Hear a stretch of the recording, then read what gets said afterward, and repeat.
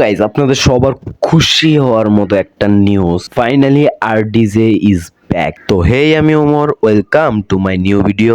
তো দীর্ঘ এক সপ্তাহ পর আবার নতুন ভিডিও নিয়ে ব্যাক করলাম। আসলে দেশের যা পরিস্থিতি ভাই, কি আর বলার। বাংলাদেশের যা পরিস্থিতি, আমাদের এখন মুভি দেখা লাগে না, দেশের ভিতরেই দেখতেছি রিয়েল লাইফে মুভির সিনগুলা।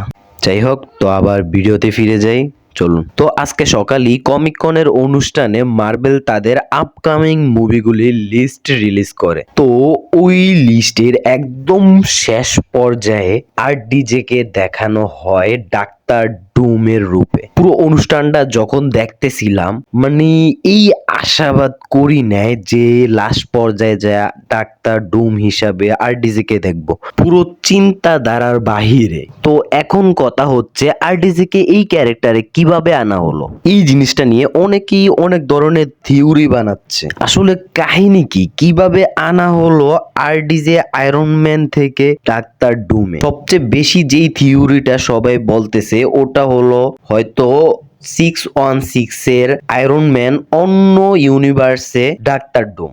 এটা হলেও কিন্তু হতে পারে। ও হ্যাঁ, বলাই তো হলো না, ডাক্তার ডুম কিন্তু একটা ভিলেন। অ্যাভেঞ্জার্স এর আপকামিং মুভি সিক্রেট ওয়ার এর মেইন ভিলেন হচ্ছে ডাক্তার ডুম। আয়রন ম্যান এবং ডাক্তার ডুম ক্যারেক্টার দুইটাই কিন্তু খুবই ইন্টেলিজেন্ট আইকনিক ক্যারেক্টার। আরডিজে আসলে অ্যাভেঞ্জার্স ইন গেমে ডক্টর স্ট্রেঞ্জ চাইলে আয়রন ম্যানকে বাঁচাতে পারত, কিন্তু ইচ্ছা করেই বাঁচায়নি, কারণ ডক্টর স্ট্রেঞ্জ আগে থেকেই বুঝতে পারছে যে আয়রন ম্যান বেঁচে থাকলে দুনিয়ার জন্য খুব ডেঞ্জার হবে, সে পরে গিয়ে ভিলেন হতে পারতো। ঠিক সেম জিনিসটাই করা হয়েছে অন্য ইউনিভার্সের আয়রন ম্যানের সাথে। হয়তো কোনোভাবে সারভাইভ করে গেছে সে, সেই ইউনিভার্সে সে ডক্টর ডুম, আর সে এখন মেইন ভিলেন।